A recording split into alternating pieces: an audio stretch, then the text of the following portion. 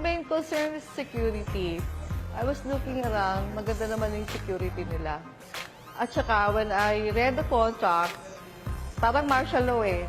Meron silang data na anong oras umalis, anong oras lumabas. Kung may mangyayaring masama, they will inform me.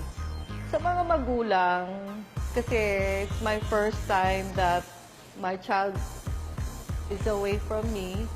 At saka college na, then that my child is independent. My son, he should be independent. Hindi na laging tagging along with mama.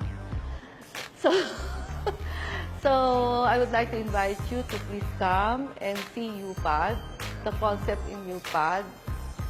Kasi mawawala yung apprehensions nyo at saka anxiety nyo. And you will also help your child to prepare for adulthood, a real adulthood na. He can take care of himself.